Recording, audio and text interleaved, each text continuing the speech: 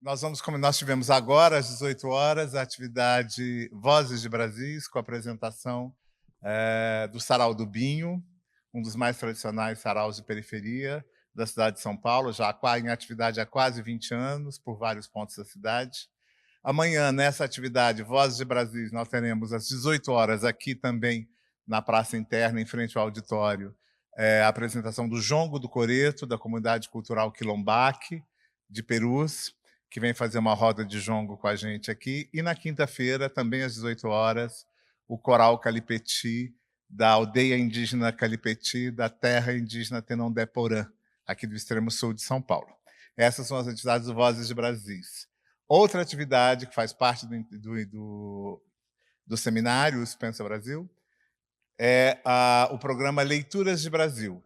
Então, hoje nós vamos iniciar com as nossas leituras de Brasis, de leituras de Brasil, e, na sequência, nós faremos a conferência do professor Rubens Ricuper.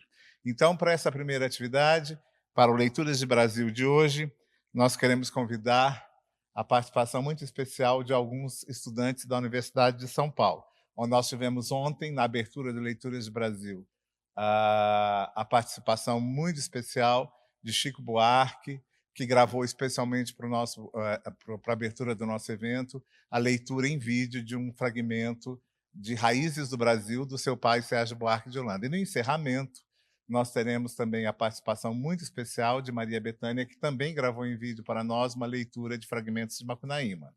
E como a nossa constelação é muito estelar, começamos com o Chico Buarque, terminamos com Maria Bethânia. Hoje nós apresentaremos as estrelas da casa, a prata da casa, que são a participação dos nossos estudantes. Então, que são Andréia Rosendo, doutoranda do Programa de Pós-Graduação e Integração da América Latina, PROLAN-ECA, Dindara Galvão, mestranda do Programa Interunidades em Ensino de Ciências da USP pelo Instituto de Física, Lucas Fernandes, graduando em Letras pela Faculdade de Filosofia e Letras e Ciências Humanas, da FEFELESH, e Stephanie Batista dos Santos, mestrando em História Social, também pela FEFELESH. Uma salva de palmas para os nossos artistas. Obrigado. Então, com vocês, a nossa Leituras de Brasil de hoje. Boa noite, gente. Geografia da fome. A fome no Brasil, que perdura, apesar dos enormes progressos alcançados em vários setores de nossas atividades, é consequência, antes de tudo, de seu passado histórico, com seus grupos humanos sempre em luta e quase nunca em harmonia com os quadros naturais.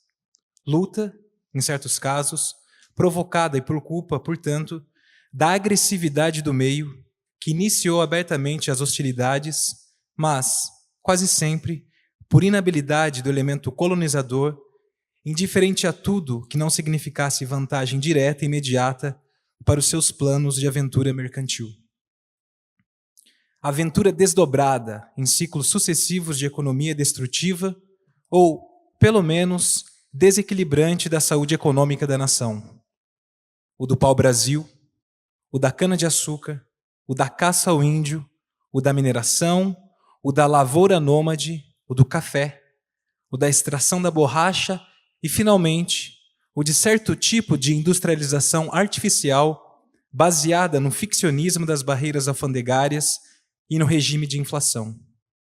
É sempre o mesmo espírito aventureiro se insinuando, impulsionando, mas logo a seguir, corrompendo os processos de criação de riqueza no país. É o fique rico, tão agudamente estigmatizado por Sérgio Buarque de Holanda em seu livro Raízes do Brasil. É a impaciência nacional do lucro turvando a consciência dos empreendedores e levando-os a matar sempre todas as suas galinhas de ovos de ouro. Todas as possibilidades de riqueza que a terra trazia em seu bojo. Josué de Castro, 1946. Boa noite. Vidas secas.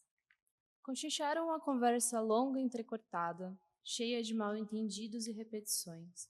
Viver como tinham vivido, numa casinha protegida pela bolandeira de seu Tomás, discutiram e acabaram reconhecendo que aquilo não valeria a pena. Porque estariam sempre assustados, pensando na seca. Aproximavam-se agora dos lugares habitados, haveriam de achar morada. Não andariam sempre à toa, como ciganos. O vaqueiro ensombrava-se com a ideia de que se dirigia a terras onde talvez não houvesse gado para tratar. Sinhá Vitória tentou sossegá-lo, dizendo que ele poderia entregar-se a outras ocupações. E Fabiano estremeceu. Voltou-se e tirou os olhos em direção à fazenda abandonada. Recordou-se dos animais feridos e logo afastou a lembrança. Que fazia ali virado para trás? Os animais estavam mortos. Encarquilhou as pálpebras, contendo as lágrimas. Uma grande saudade espremeu-lhe o coração. Mas um instante depois vieram-lhe ao espírito figuras insuportáveis. O patrão, o soldado amarelo, a cachorra-baleia inteiriçada junto às pedras do fim do pátio. E talvez esse lugar para onde iam fosse melhor que os outros onde tinham estado. Fabiano estirou o beiço, duvidando. Sinhá Vitória combateu a dúvida. Por que não haveriam de ser gente? Possuir uma cama igual ao de seu Tomás da Bandeira. Fabiano franziu a testa. Lá vinham os despropósitos. Sinhá Vitória insistiu e dominou. Por que haveriam de ser sempre desgraçados, fugindo no mato como bichos? Com certeza existiam no mundo coisas extraordinárias. Podiam viver escondidos como bichos? Fabiano respondeu que não podiam. O mundo é grande. Realmente, para eles era bem pequeno, mas afirmavam que era grande e marchavam meio confiados, meio inquietos. Graciliano Ramos, 1938. O povo brasileiro.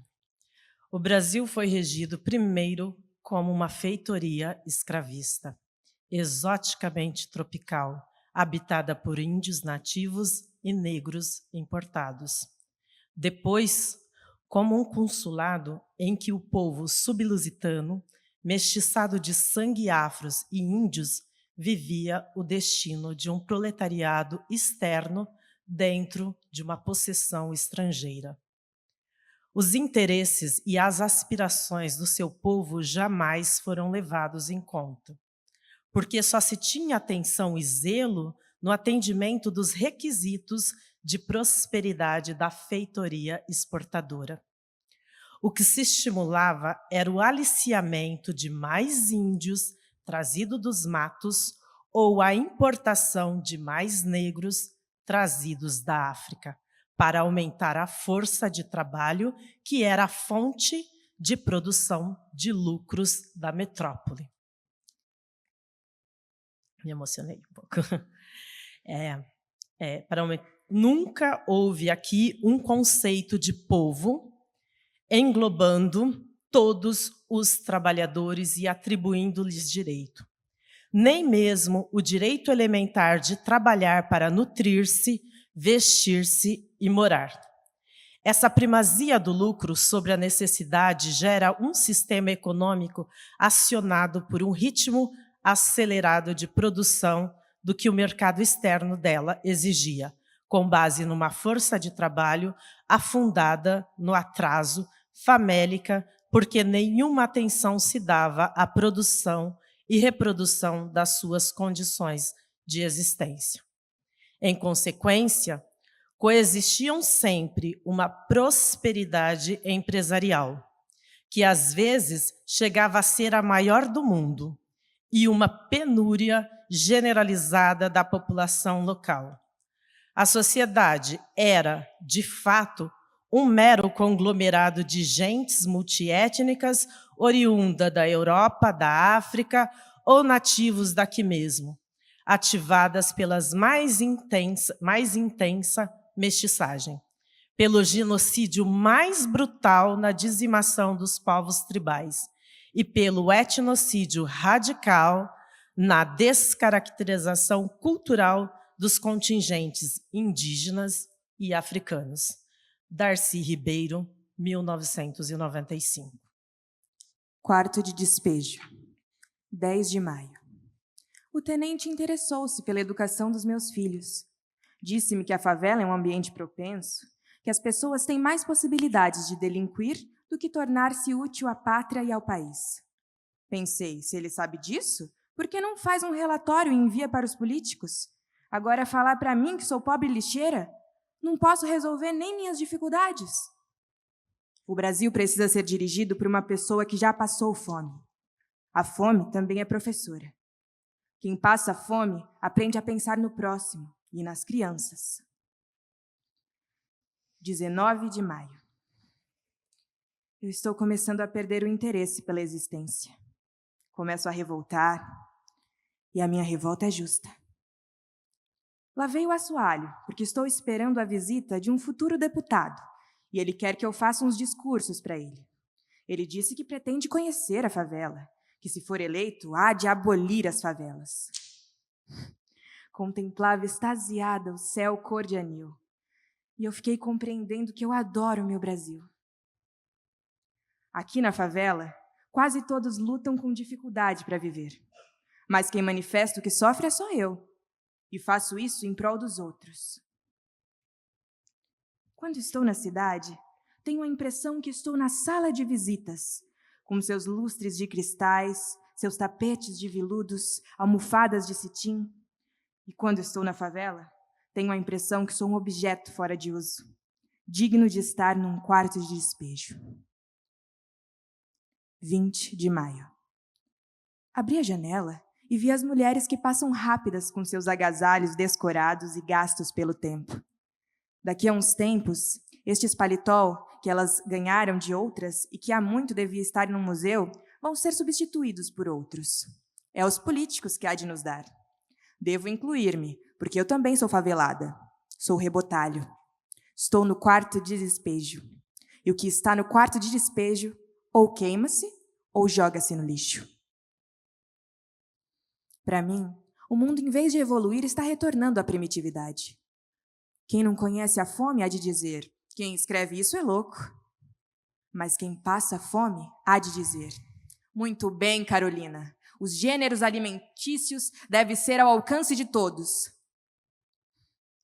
Como é horrível ver um filho comer e perguntar, tem mais?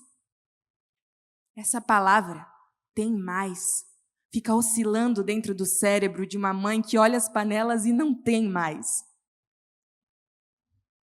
Quando um político diz nos seus discursos que está ao lado do povo, que visa incluir-se na política para melhorar as nossas condições de vida, pedindo nosso voto, prometendo congelar os preços, já está ciente que, abordando este grave problema, ele vence nas urnas. Depois divorcia-se do povo. Olha o povo com os olhos semicerrados, com um orgulho que fere a nossa sensibilidade. Quando cheguei do palácio, que é a cidade, os meus filhos vieram dizer-me que haviam encontrado macarrão no lixo.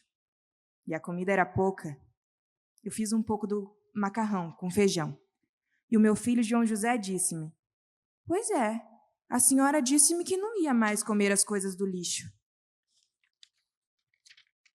Foi a primeira vez que eu vi a minha palavra falhar. Eu disse, é que eu tinha fé no Kubitschek. A senhora tinha fé e agora não tem mais? Não, meu filho. A democracia está perdendo seus adeptos. No nosso país, tudo está enfraquecendo. O dinheiro é fraco, a democracia é fraca e os políticos fraquíssimos. E tudo que está fraco morre um dia. Os políticos sabem que eu sou poetisa e que o poeta enfrenta a morte quando vê o seu povo oprimido. Carolina Maria de Jesus, 1960.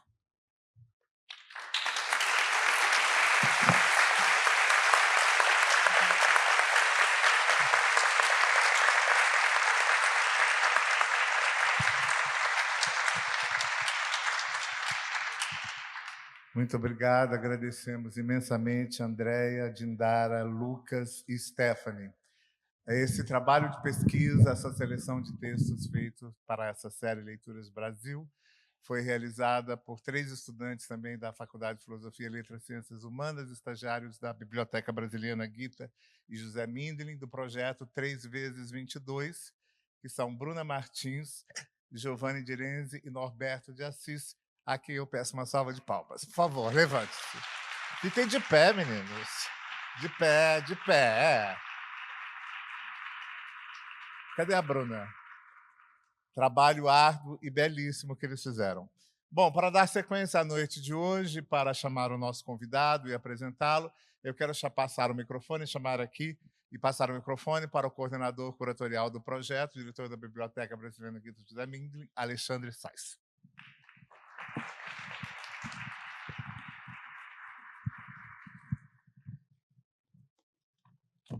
Bom, boa noite. É uma satisfação estar aqui de novo. A gente está no segundo dia do seminário USP Pensa Brasil.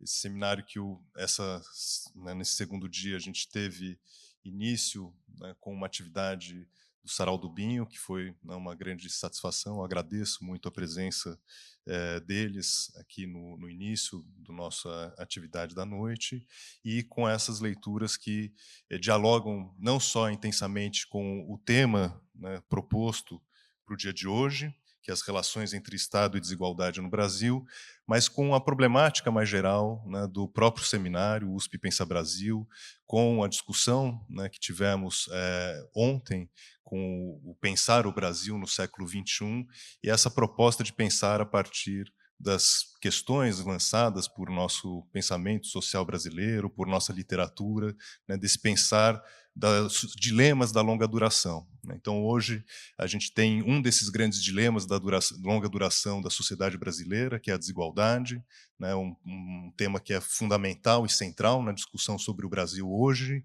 e para amanhã. Amanhã a gente continua com as discussões desses grandes dilemas com os impasses da democracia, e na quinta-feira com a questão ambiental e o antropoceno, né? Então, acho que é um pouco o nosso contexto aqui de narrativa da semana, para terminar na sexta-feira com a discussão dos impasses da cultura e retomar a questão sobre o ser, né, o que é ser brasileiro, o que é, né, esse país, né, que estamos, e os nossos impasses atuais. Para o dia de hoje, a gente tem, então, como conferência, né, a satisfação, né, de ter aqui conosco na abertura, e a dinâmica é a mesma, né, já até também informando aqueles que estão aqui nos acompanhando pelo YouTube. Então, a gente tem uma conferência seguida de um debate, depois de um brevíssimo intervalo. E para a conferência de hoje, a gente tem, então, o embaixador Rubens Recupero, né, que gostaria de fazer uma brevíssima apresentação para uma trajetória muito bonita e longa, aqui como inicialmente bacharel de Ciências Jurídicas e Sociais pela Faculdade de Direito da Universidade de São Paulo, embaixador junto à ONU nos Estados Unidos e na Itália, secretário-geral da Conferência das Nações Unidas para o Comércio e o Desenvolvimento, em Genebra, entre 1995 e 2004. Foi ministro do Meio Ambiente, da Amazônia Legal, da Fazenda, lecionou, né, na UNB e no Instituto Rio Branco, tem uma produção bastante vasta nas questões da diplomacia. Eu destaco um livro que me lembro de ter sido muito importante no início da discussão sobre globalização. Ele fazia uma discussão, uma apresentação sobre a temática no calor do momento, né, que era justamente o Brasil e o dilema da globalização. E tem um livro mais recente, de 2017, que é uma verdadeira obra para aqueles que querem compreender a questão da diplomacia, que é a Diplomacia na Construção do Brasil. É uma obra realmente de referência importantíssima. E queria, na verdade, dizer que é uma alegria para a Universidade de São Paulo, né, embaixador, tê-lo aqui como catedrático, né, da Cátedra José Bonifácio, né, e nós, da comissão organizadora do evento USP Pensa Brasil, a questão de talvez 4 meses, quando a gente ainda estava construindo esse projeto, a gente teve a satisfação de tê-lo conosco, né, para discutir e trazer um pouco o que estava sendo pensado, e na sua fala naquele momento, acho que nos deu muita segurança do que a gente gostaria de fazer e nos ajudou a pensar os caminhos. Quer dizer, no seu projeto dentro da Cátedra José Bonifácio, o pensar os 200 anos não deveria ser uma reflexão historiográfica, deveria ser uma reflexão do Brasil de hoje, nesses temas de democracia, de desigualdade, e eu acho que, então, verdadeiramente você precisa se sentir identificado, espero, dentro da programação geral, que a sua contribuição foi realmente importante. Então, eu gostaria de convidá-lo e, né, passamos então a palavra ao embaixador Rubens Recupero.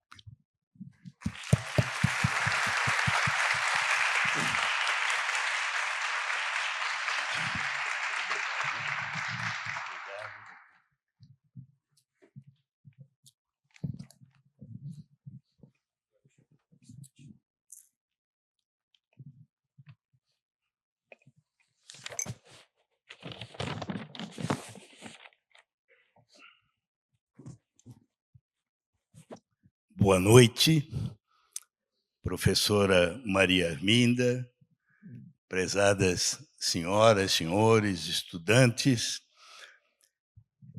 Eu me inspirei ontem no André Singer, quando ele disse que, por receio de se perder num tema muito complexo, como aquele que foi destinado a ele tinha preferido escrever. Eu fiz o mesmo, vou pedir desculpas por isso, mas é a maneira da gente não se perder num devagar, né? E procurar ir direto ao tema principal. Em primeiro lugar, eu gostaria de felicitar pela programação a vice-reitora Maria Arminda e os organizadores. Eu ontem assisti pela internet a abertura completa do ciclo, inclusive as perguntas e respostas. E eu pude, assim, confirmar pessoalmente a excelência do programa, né? Digno da USP pela criatividade, a diversidade, até a poesia, como disse uma das moças que fizeram perguntas ontem, né? Parabéns a todas e todos por essa bela programação. Eu sinto respeito e admiração pelos integrantes desta mesa, que depois vai debater o tema, pessoas que fazem a diferença, porque contribuem no dia a dia para aliviar o sofrimento das vítimas da desigualdade. Essa é, no fundo, a melhor atitude para lidar com o problema, agir mais que falar em teoria. Infelizmente, não é o meu caso. E até fiquei surpreso com o convite da professora Maria Arminda. Imagino que se deva à circunstância ocasional de que ocupo temporariamente a Cátedra José Bonifácio da USP, dedicada este ano ao bicentenário da independência. Por esse motivo, vou me concentrar nesse aspecto, limitando-me a indicar alguns dos temas que outros companheiros da mesa tratarão com maior competência. Apenas uma semana separa esta noite da data em que o Brasil cumprirá 200 anos de vida independente. Ao começar o trabalho na cátedra, sugeri que deveríamos promover uma reflexão crítica sobre o bicentenário, inspirada na raiz da palavra comemoração, que não é sinônimo de festejo, mas significa lembrar juntos, comemorare. Não seria uma reflexão voltada à reconstituição do passado, e sim ao futuro. O que faltou fazer ou tem de ser corrigido do legado insatisfatório do passado. Pela própria raridade, um aniversário desse tipo impõe duas perguntas. O que fizemos em 200 anos? O que deixamos de fazer ou deve ser corrigido? Portanto, um balanço e um programa de ação. Nosso propósito é encontrar razões credíveis para voltar a ter esperança. O que é esperança em termos leigos? É a confiança que o dia de amanhã será melhor que o de hoje e o de ontem. que o terceiro século do país poderá ser melhor que os 2 primeiros, superando as frustrações do passado e o desalento do presente. Antes de entrar no tema desta noite, farei um breve comentário sobre o debate de ontem, pois o objetivo, creio, é manter um diálogo entre os diversos assuntos. Ao pensar o Brasil do século XXI, é preciso não perder de vista a totalidade, olhar as árvores uma a uma sem esquecer a floresta. Todos os temas se entrelaçam e se influenciam uns aos outros. Na noite de ontem, vimos na apresentação de André Singer como democracia e desigualdade estão ligadas. As influências agem em ambos os sentidos. A desigualdade vicia a democracia, mas um sistema político como o nosso, extremamente concentrado em mãos de poderosos, bloqueia o esforço de lutar contra a desigualdade. Pensar o século XXI é aprender a lidar com a crescente complexidade da sociedade moderna. Totalidade e complexidade, eis 2 conceitos que têm de estar presentes o tempo todo em nossa mente durante as discussões. Como, por exemplo, imaginar os próximos 100 anos do Brasil sem levar em conta o terrível impacto que o aquecimento global terá sobre um território tropical como o nosso? Se não nos prepararmos para enfrentar esse impacto, os outros problemas podem até desaparecer, devido à inviabilidade de manter a vida civilizada sob condições extremas. Poderia dar outros exemplos sobre o crescimento da economia, a demografia em declínio, mas é suficiente a essa altura compreender como a interdependência dos problemas aumenta a complexidade. Frente à impossibilidade de abarcar todos esses aspectos, vamos esta noite concentrar a atenção na desigualdade. Por que começar pela desigualdade? Porque de todos os passivos e dívidas acumulados em 200 anos de história, a desigualdade é apontada pela maioria dos brasileiros como o maior de todos os nossos fracassos.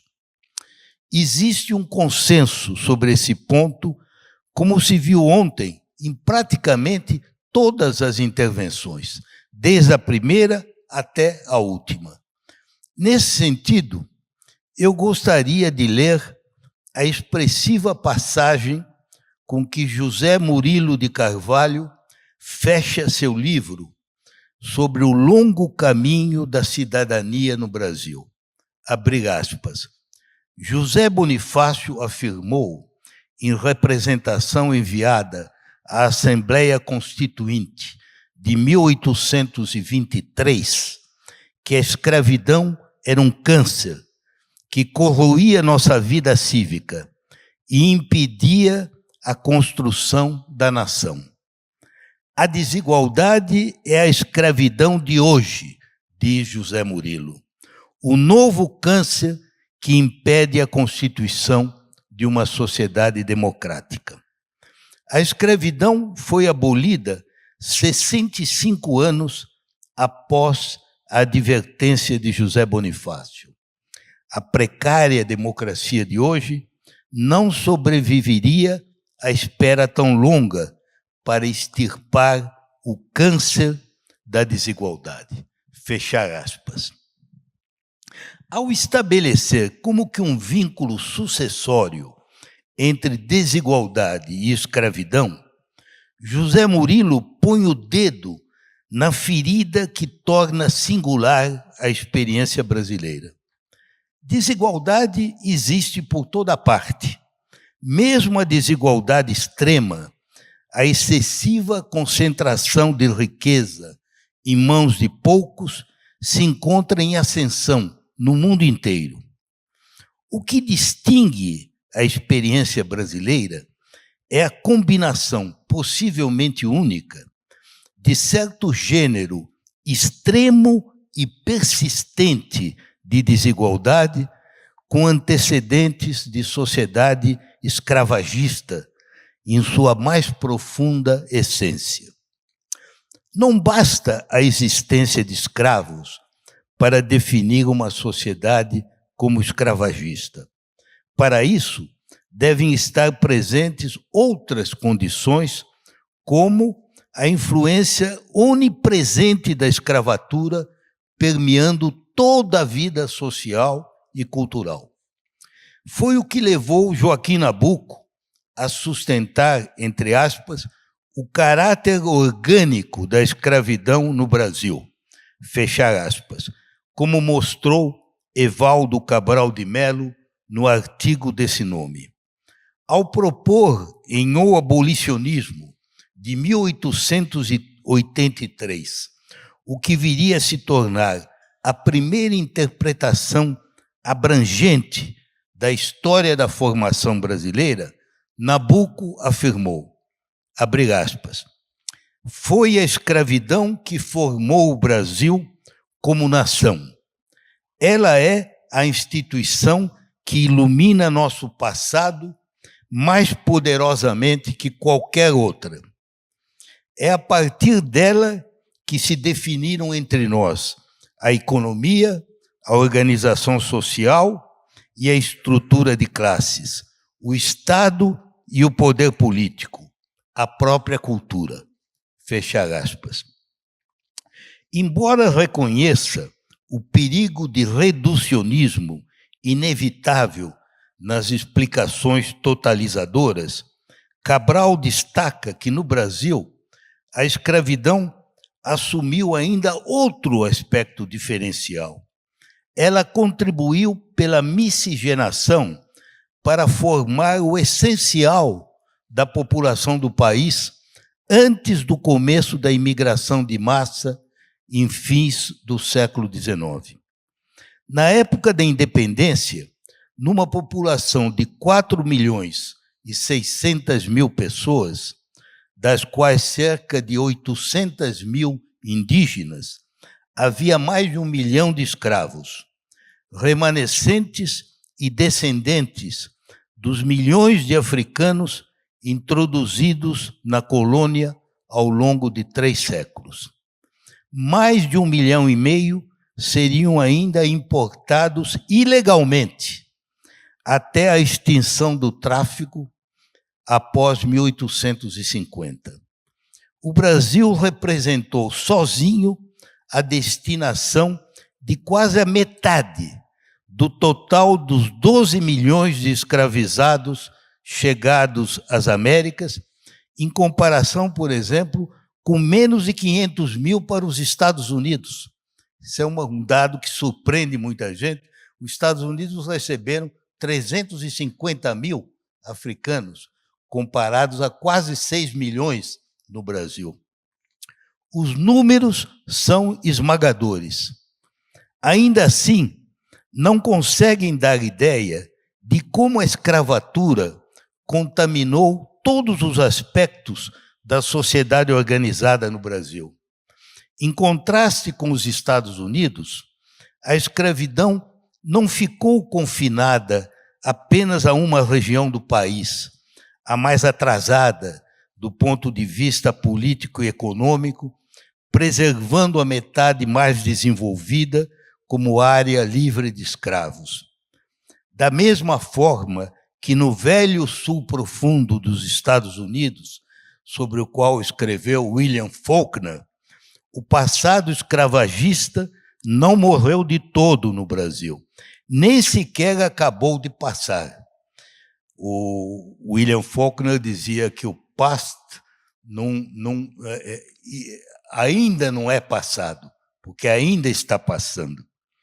De vez em quando, esse passado irrompe no cotidiano, como as revelações de empregadas domésticas octogenárias, mantidas há décadas em cativeiro, as milhares de pessoas resgatadas de trabalho escravo por ano, as chacinas, como a dos fiscais do Ministério do Trabalho em Unai, por empresários do agronegócio, até hoje soltos e impunes. A maciça predominância dos descendentes de escravos em todo tipo de estatísticas macabras de vítimas dos flagelos sociais. A difusa sobrevivência da escravidão, só aos poucos, vai cedendo à urbanização, à industrialização, à imigração, à modernização da economia e da legislação. Mudaram as causas, mas o resultado final permanece inalterado. Uma sociedade profundamente dividida, em que os muito ricos são mais ricos do que na maioria dos países do mundo, em contraste com a gigantesca massa de pessoas que sobrevivem abaixo da linha de indigência, da pobreza extrema, da fome, da falta de teto, à margem da vida civilizada. Contra esse pano de fundo do inconsciente coletivo, inseparável da específica experiência histórica brasileira, é preciso balizar o debate, começando por definir os termos do que tencionemos discutir. Ainda que não seja possível abarcar todo o imenso universo das variedades que assume a desigualdade, convém indicar que o problema não se esgota somente nos aspectos econômicos, que chamam a atenção com mais frequência. Notei que ontem à noite, às vezes, se chegou a mencionar a igualdade como se ela resultasse em negar as diferenças de identidade, a diversidade ou a pluralidade. É útil, por isso, começar por lembrar algo de central. Desigualdade não é a mesma coisa que diferença. São coisas diferentes. Entre os seres humanos existem diferenças naturais ou de cultura no sentido antropológico. A igualdade não é ignorar ou querer acabar com as diferenças naturais. É o contrário de desigualdade. E a desigualdade, por sua vez, significa negar a alguém, em razão dessas diferenças, direitos, estatutos ou oportunidades. É isso que é a desigualdade. Por isso é útil ir à Declaração Universal dos Direitos Humanos, que principia por indicar no artigo 1º, abrir citação, todos os seres humanos nascem livres e iguais, em dignidade e em direitos. Fim da citação. Em seguida, o artigo 2º da declaração prossegue, abre aspas, todos os seres humanos podem invocar os direitos e as liberdades proclamados na presente declaração, sem distinção alguma, nomeadamente de raça, de cor, de sexo, de língua, de religião, de opinião política ou outra, de origem nacional ou social, de fortuna, de nascimento ou de qualquer outra situação. Fim da citação. Portanto, desigualdade é quando os seres humanos são privados dos direitos e liberdades com que nascem por motivo de uma das diferenças, mais de 10 tipos, citadas no artigo a título meramente exemplificativo da enorme variedade das desigualdades. Embora a noção de direitos humanos e do seu contrário, a desigualdade no reconhecimento de tais direitos provenham do iluminismo do século XVIII, foi somente com a ONU que se iniciou o esforço sistemático de promovê-los ativamente pelo mundo afora.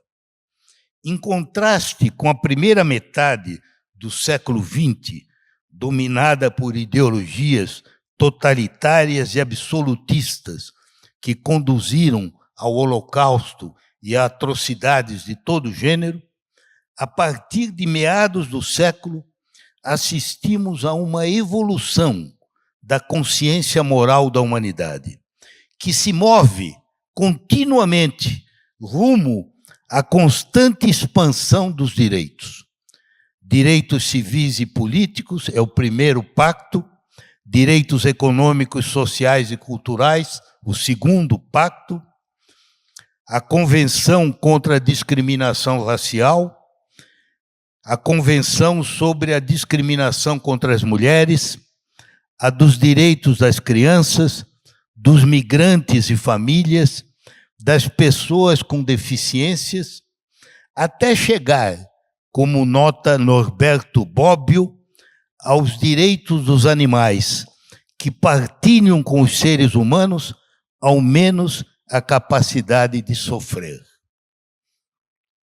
Uma das mais longas do mundo, a Constituição de 1988, seguiu o mesmo caminho de especificar número cada vez maior de direitos. Começa pelo artigo 5º, abre aspas, todos são iguais perante a lei, sem distinção de qualquer natureza, garantindo-se aos brasileiros e aos estrangeiros residentes no país a inviolabilidade do direito à vida, à liberdade, à igualdade, à segurança e à propriedade. Depois disso se seguem 79 situações concretas em que se garantem essas liberdades. Em seguida, há os direitos sociais, contemplados no artigo 6º da Constituição, que são os seguintes, entre aspas, a educação, a saúde, a alimentação, o trabalho, a moradia, o transporte, o lazer, a segurança, a previdência social, a proteção à maternidade e à infância, a assistência aos desamparados. Fechar aspas. 12 direitos de que todos os brasileiros deveriam desfrutar em teoria. A gente sabe que na prática não é assim, e muitos desses direitos nunca foram regulamentados em lei ordinária. Essas enumerações estão longe de esgotar os direitos, que continuam, direitos culturais, ambientais, etc. É óbvio que não vamos poder dar balanço em todas as formas de desigualdade em relação a tantos direitos, nem mesmo em relação ao racismo ou à desigualdade de gênero. Impunha-se, porém, assinalar que a desigualdade não se resume à dimensão econômica e social, inclusive porque, na maior parte dos casos, as desigualdades costumam se sobrepor umas às outras. Quem sofre de desigualdade racial, por exemplo, de desigualdade de cor, acumula, em geral, desigualdade de riqueza, de renda, de acesso à educação, à saúde e outros tipos. É um equívoco também pensar que a desigualdade econômico-social é a causa de todas as outras, e superado o problema econômico, as demais desigualdades desaparecerão. Basta recordar a milenar opressão das mulheres ou do racismo estrutural para se dar conta do simplismo dessa concepção. A fim de abordar, no entanto, o tema desta noite, a pergunta que deveria nos orientar seria, 2 pontos. A Constituição de 1988 contribuiu ou não para reduzir a desigualdade econômico-social no Brasil. Não tenciono entrar a fundo na questão, porque, como mencionei no começo, o papel dos integrantes do painel é exatamente esse. Ademais, a professora Marta Arret, que está aqui presente e que nos honra muito com a sua participação, é autora de vários dos estudos em que eu busquei entender o problema. E estará muito mais apta do que eu para expor o seu pensamento. Apenas para não parecer que fugi do tema central, vou me limitar a resumir algumas dúvidas e incertezas a respeito. O ponto de partida tem de ser o critério da medição e da análise. Num dos trabalhos da professora Marta Arret, que consultei, ela se refere a duas métricas diferentes para examinar o tema. A primeira privilegia o 1% mais rico da população e a parcela da renda que controla. Esse é o critério da premiada tese do professor Pedro Herculano de Souza, da Universidade de Brasília. Tem uma tese que chama a desigualdade do Brasil vista do topo. Ele se concentrou nesse topo, não? Que utilizou dados tributários das tabulações do imposto de renda para traçar a evolução da desigualdade brasileira ao longo de quase um século, de 1926 até 2013. Aliás, uma curiosidade é que vocês sabem que entre as muitas inovações do ano do centenário de 1922, a Semana de Arte Moderna, a fundação do Partido Comunista em Niterói, a fundação do Centro Dom Vital do Pensamento Católico, a insurreição dos 18 de Copacabana, no dia 5 de julho, a exposição internacional do dia 7 de setembro, entre essas inovações foi a criação do imposto de renda, que se dá por um decreto publicado no último dia do ano, 31 de dezembro de 1922. O que ressalta dos dados é a impressionante concentração de renda no topo, que distingue a desigualdade do Brasil.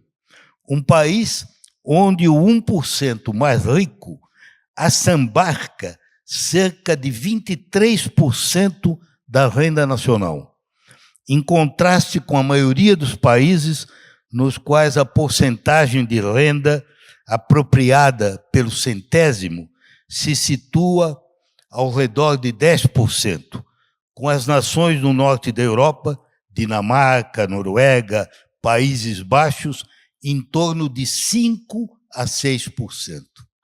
Então, vocês veem o contraste. O que caracteriza a desigualdade do Brasil não são os pobres, são os ricos. Os ricos brasileiros são mais ricos do que na maioria dos países. O segundo traço peculiar que caracteriza a desigualdade brasileira reside na sua persistência ao longo de 100 anos, sem o grande nivelamento das guerras mundiais, revoluções, reformas agrárias, extensa destruição da riqueza material, que alteraram os antigos padrões na Europa, Japão, Estados Unidos, antes do retrocesso americano recente.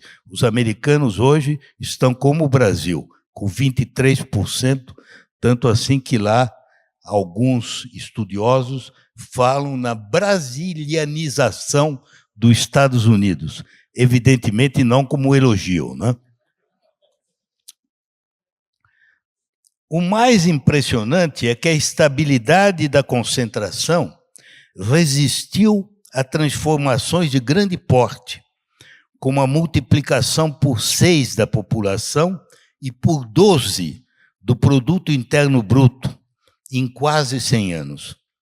A alta concentração de renda tende, aliás, a se auto-perpetuar, devido a fatores estruturais, como a concentração na propriedade da terra. A gente vê no Brasil, né, com o agronegócio, né, uma grande concentração na propriedade da terra e na tecnologia, né, que é caríssima, né, do capital financeiro, da riqueza em geral.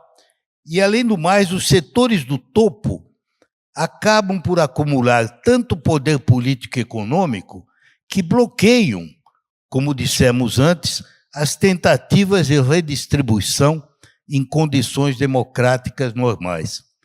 Por isso, afirma Pedro Herculano, citação, não há na literatura internacional exemplos de países que tenham partido do nível de concentração no topo registrado por aqui, próximo a 25% para o centésimo mais rico, e tenham avançado sem sobressaltos, tragédias ou quebras institucionais para o patamar observado na maioria dos países, em torno de 10%.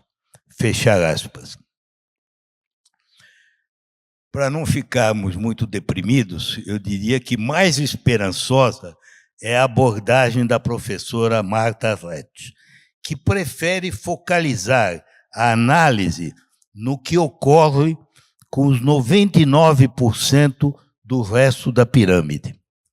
Nesse caso, ela mostra muito bem, com dados, a desigualdade pode ser reduzida se as camadas mais pobres melhoram a renda em proporção superior ao dos setores mais ricos, ou se passam a ter acesso a serviços que antes eram reservados aos grupos superiores. Alguns dos fatores positivos nesse sentido, ela mostra, são independentes da ação do Estado, ao menos na sua ação direta. Por exemplo, a queda da fertilidade, reduzindo o número de trabalhadores, o ingresso maciço de mulheres no mercado de trabalho, a prosperidade e o aumento de arrecadação oriunda do boom das commodities nos anos não muito distantes, que elevaram toda a economia. Outros fatores, contudo, derivam da mudança de políticas públicas, como todas as que produzem a inclusão. Vejam bem, não é a redistribuição do topo, é a inclusão. A inclusão a benefícios como aposentadorias, pensões, saúde e educação de setores antes excluídos. Foi o que aconteceu com o abandono do modelo que vinha de Getúlio Vargas, que limitava o acesso a aposentadorias e seguro de saúde aos trabalhadores formais com carteira assinada, que eram minoria no Brasil do passado, né? Era uma minoria comparado aos trabalhadores informais, aos trabalhadores do campo, às trabalhadoras domésticas, era uma minoria, né? O processo de inclusão se deu em dois momentos. Primeiro, com o capítulo social da Constituição de 1988. Eu estou aqui plagiando a professora Marta, mas é tudo citado do trabalho dela, né? Porque eu aprendi no trabalho dela, que vinculou ao valor do salário mínimo as aposentadorias não contributivas e tornou universais os sistemas públicos de saúde e educação. Eu até preciso me desculpar com a professora Marta, porque eu não sabia que ela ia ser incluída nessa mesa quando eu fui convidado. Então, quando eu escrevi, eu incluí muita coisa que ela seguramente vai desenvolver melhor, né? Mas como vocês sabem, a fonte é dela, né? No segundo momento, a evolução continuou pelo aumento dos beneficiários de transferências ligadas ao salário mínimo, como o benefício de prestação continuada e outros. Além dessa dimensão monetária da redução da desigualdade, ela foi também diminuída no seu aspecto não monetário, pela expansão, como dissemos, do acesso à educação, com destaque para a universalização do ensino fundamental, mas também outros programas, o ProUni, por exemplo, né, e outros programas das cotas para as universidades, etc., e o acesso à saúde pela criação e desenvolvimento do SUS, que antigamente, antes do SUS, só tinha acesso ao seguro médico quem tinha carteira assinada. Quem não tinha, não tinha como, não é? Por essas razões, a autora afirma, com razão, que a desigualdade econômica no Brasil sofreu redução perceptível durante o período democrático, entre 1985 e 2015. O critério de considerar toda a sociedade e não só o 1% mais rico possibilitou, assim, atitude de maior confiança na possibilidade de avançar, mesmo frente à dificuldade de reduzir a concentração no topo. Por outro lado, é óbvio, né, todo mundo compreende, que se o 1% mais rico monopoliza 1/4 da renda, o que sobra para redistribuir aos outros é muito menos do que se essa porcentagem fosse apenas de 10%. Né? Dessa forma, o esforço de combater a desigualdade tem de prosseguir em duas direções complementares, que se reforçam uma à outra.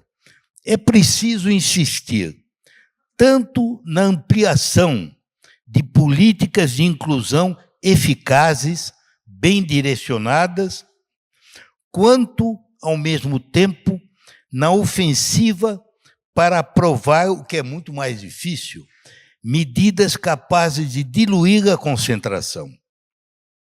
Essas últimas são, sobretudo, de natureza tributária, tais como o imposto de renda mais elevado sobre quem ganha mais, a abolição da isenção de tributação de dividendos, a elevação do imposto sobre herança, que é um imposto estadual. Vocês sabem que aqui em São Paulo, não sei se eu estou enganado, é de 6%. Na França chega a 45%. Então, vocês veem a diferença.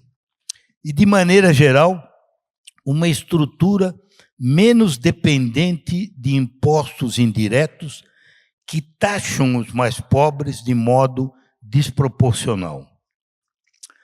A ementa para o evento de hoje, que o professor Alexandre me mandou, indicava que deveríamos examinar o papel e os limites do Estado na elaboração de agenda para reduzir a desigualdade no país. Já vimos de maneira sumária alguns aspectos, não todos, né, do papel do Estado como agente de mudança nessa área. Faltaria dizer alguma coisa sobre os limites. Mencionei lá atrás 2 casos exemplares nos quais se verifica tanto o potencial quanto a limitação do Estado. O da desigualdade de gênero e o da desigualdade oriunda do racismo estrutural.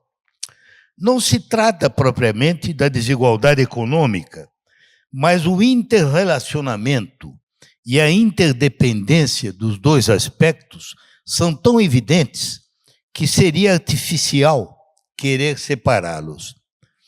Tome-se o caso do racismo estrutural e das manifestações de desigualdade que gera num amplíssimo espectro de situações concretas. Moradia, veja o Brasil, que é um país de apartheid perfeito, né, por causa da separação das moradias, né, da escola, do emprego, da renda, da propriedade, do salário menor para o mesmo trabalho, de saúde, de status, etc., etc. Tudo em função do racismo estrutural.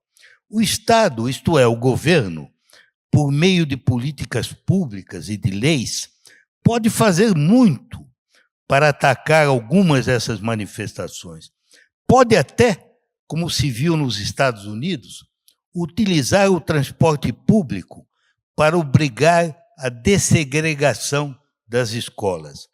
No entanto, apesar dos avanços inegáveis da existência naquele país há mais de 100 anos, de uma classe média alta afro-americana composta de profissionais e intelectuais, apesar da representação incomparavelmente superior à que se vê no Brasil, de negros em posições políticas, econômicas, culturais eminentes, apesar disso tudo, mal se conseguiu avanhar a força do racismo estrutural, como o mundo descobriu nos tumultos que se seguiram ao assassinato de George Floyd, né?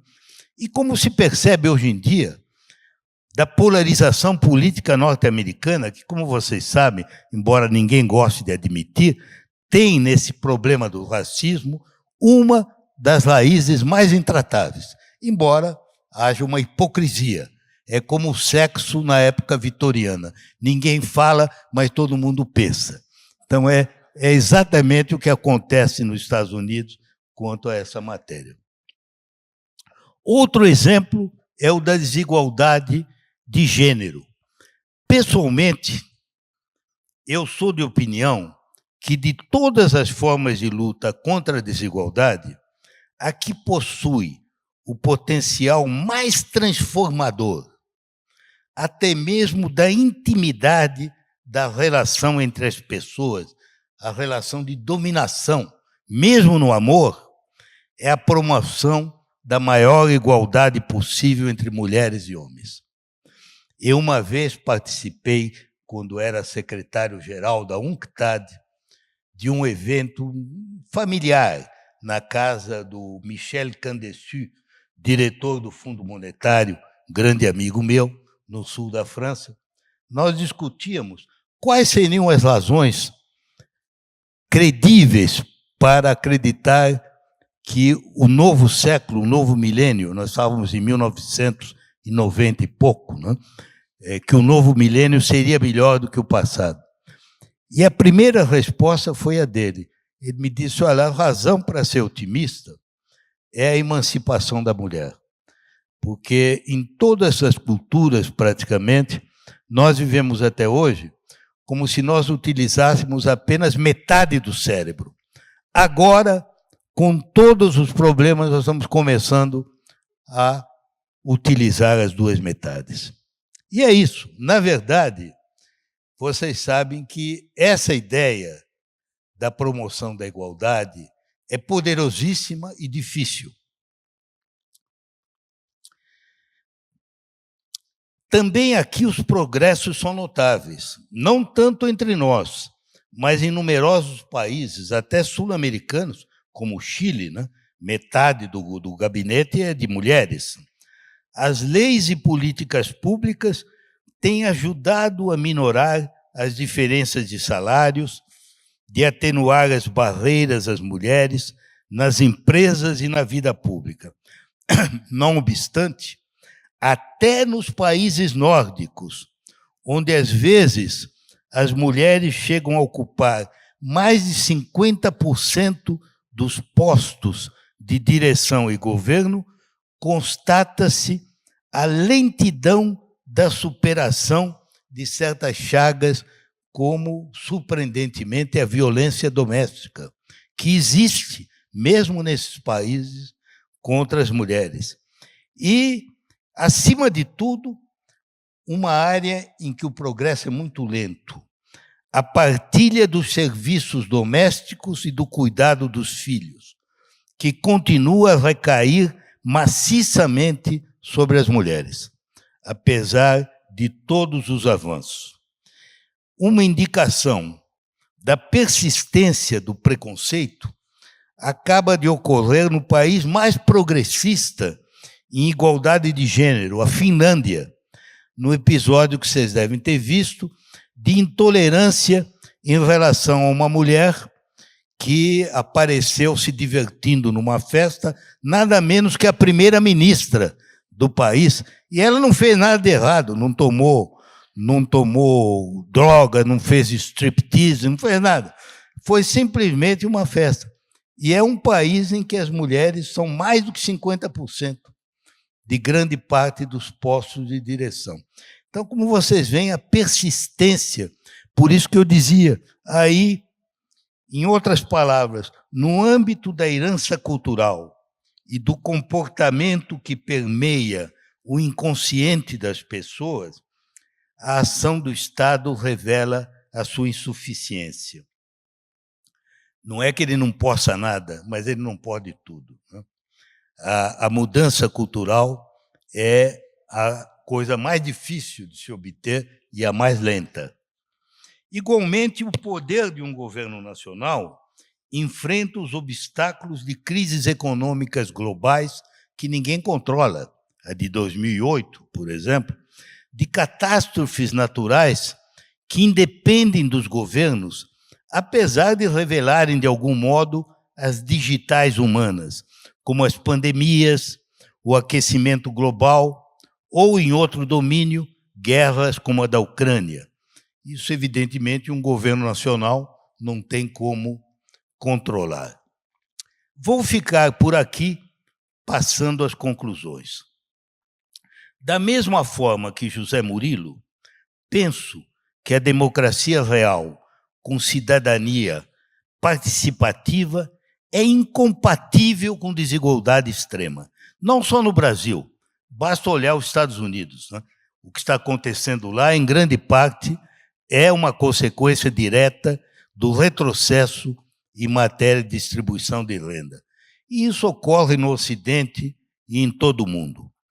Ainda que se possa buscar encorajamento, e é natural, na constatação de que não ficamos parados nos anos de volta à democracia, não há nenhuma razão para complacência ante a gigantesca escala do problema no Brasil. Podemos não ser o país mais desigual do mundo, mas certamente estamos entre os mais desiguais, por qualquer critério ou medida. Ademais, alguns dos avanços dos melhores anos que nós tivemos não se mostraram sustentáveis.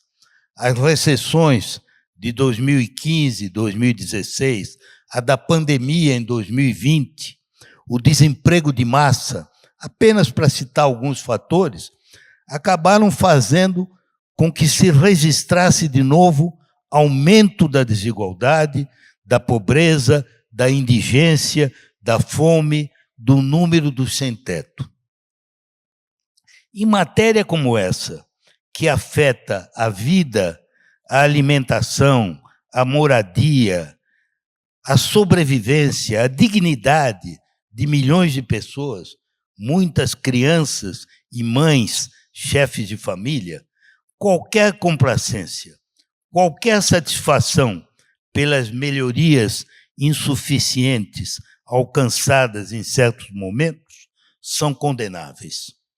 Quando a cada hora, a cada minuto, pessoas passam fome ou levam uma vida de calado desespero, como dizia o filósofo americano Thoreau, que a imensa maioria das pessoas vive uma vida de quiet desperation, calado desespero, é imoral a atitude de esperar que o tempo se encarregue duvidosamente de melhorar a situação. A desigualdade não é uma fatalidade da natureza, uma regra imutável como a lei da gravidade ou como as normas que governam o sistema planetário. Trata-se de um fenômeno de sociedade e de cultura. Resulta de escolhas que refletem interesses e se traduzem em políticas, leis e ações do governo. No fundo, conforme ensinou Norberto Bobbio, a divisão crucial em política passa pelos que consideram a desigualdade impossível de modificar e até desejável, de um lado, e do outro, os que acreditam na capacidade que têm os seres humanos de aperfeiçoar as leis e instituições, a fim de reduzir tanto quanto possível a desigualdade.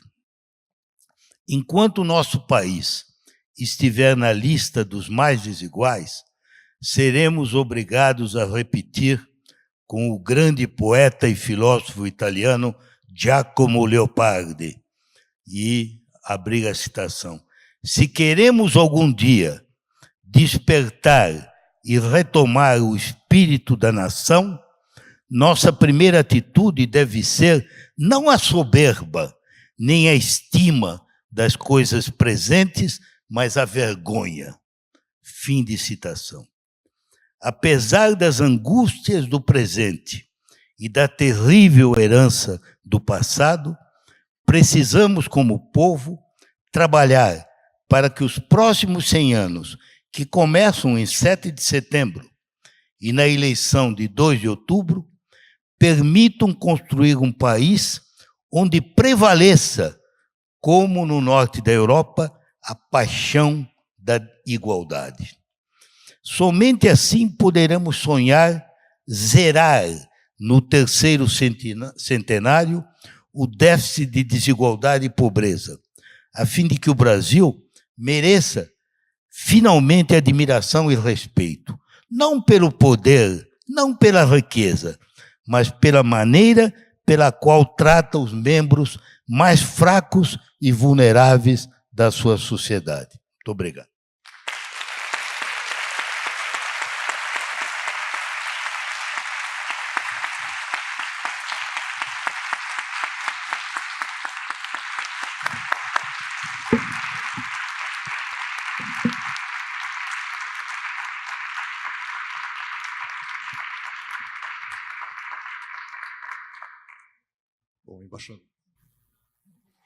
Bom, embaixador Rubens Cooper, eu acho que, quer dizer, não tem palavras para agradecer o cuidado, a dedicação aqui para essa conferência que você nos trouxe hoje.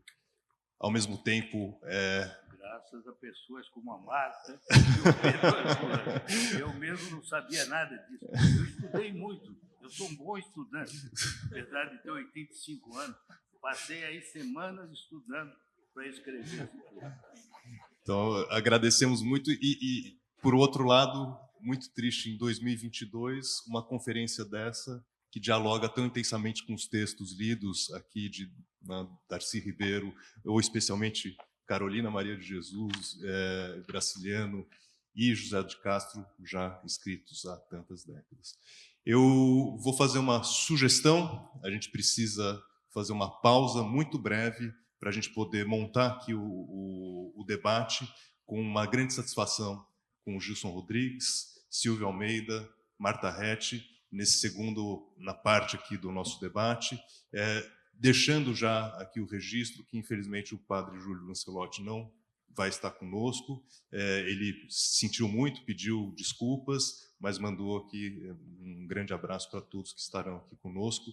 Então, a gente tem já, está bem em cima do tempo, acho que são 5, 10 minutos de uma água, a gente monta o palco e volta para o debate, tá bom? Muito obrigado.